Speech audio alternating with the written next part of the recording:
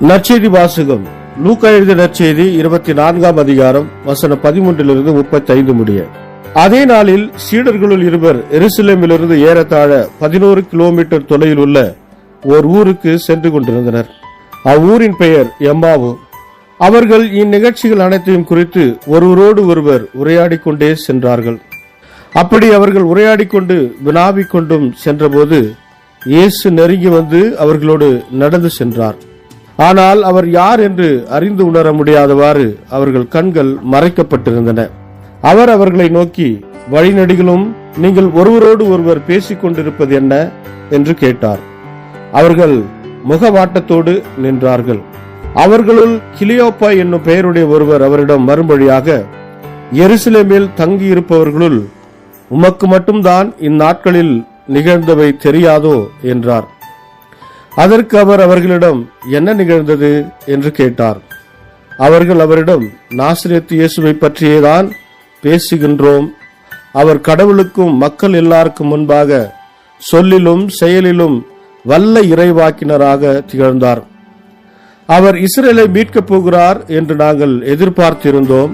ஆனால் தலைமை குருக்களும் ஆசாரியர்களும் அவருக்கு மரண தண்டனை விதித்து சிலுவையில் அறைந்தார்கள். இவையெல்லாம் நிகழ்ந்து இன்றோடு 3 நாட்கள் ஆகின்றன. ஆனால் இன்று எங்களைச் சேர்ந்த பெண்களுள் சிலர் எங்களை மலைப்புக்குள்ளாக்கினர். அவர்கள் விடியற்காலையில் கல்லறைக்கு சென்றார்கள். அவருடைய உடலை காணாது திரும்பி வந்து வானதூதர்களை கண்டதாகவும் இயேசு உயிரோடு இருக்கிறார் என்று அவர்கள் கூறியதாகவும் சொன்னார்கள். எங்களோடு இருந்தவர்கள் சிலரும் கல்லறைக்கு சென்று அப்பெண்கள் சொன்னவாறே இருக்க கண்டனர். ஆனால் அவர்கள் இயேசுவை காணவில்லை என்றார்கள்.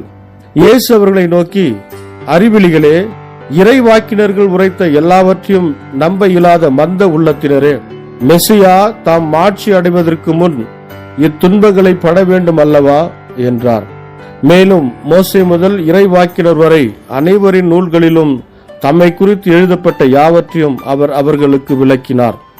அவர்கள் தாங்கள் போக வேண்டிய ஊரை நெருங்கி வந்தார்கள். அவரோ அதற்கு அப்பால் போகிறவர் போல காட்டிக்கொண்டார்.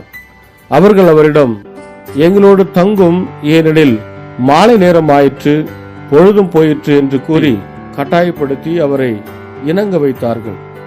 அவர் அங்கு தங்குமாறு அவர்களோடு சென்றார்.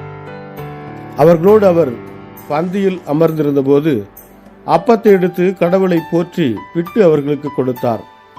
அப்போது அவர்கள் கண்கள் திறந்தன. அவர்களும் அவரை அடையாளம் கண்டு கொண்டார்கள். உடனே அவர் அவர்களிடமிருந்து மறைந்து போனார்.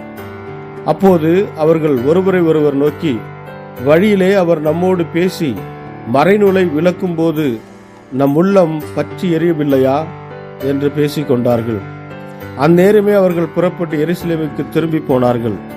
அங்கே 11 அவர்களோடு இருந்தவர்களும் குழுமி இருக்க கண்டார்கள். அங்கிருந்தவர்கள், ஆண்டவர் உண்மையாகவே உயிருடன் எழுப்பப்பட்டார், அவர் சீமோனுக்கு தோற்றமளித்துள்ளார் என்று சொன்னார்கள். அவர்கள் வழியில் நிகழ்ந்தவற்றையும் அவர் அப்பத்தை பிட்டு கொடுக்கும்போது அவரை கண்டுணர்ந்து கொண்டதையும் அங்கிருந்தவர்களுக்கு எடுத்துரைத்தார்கள்.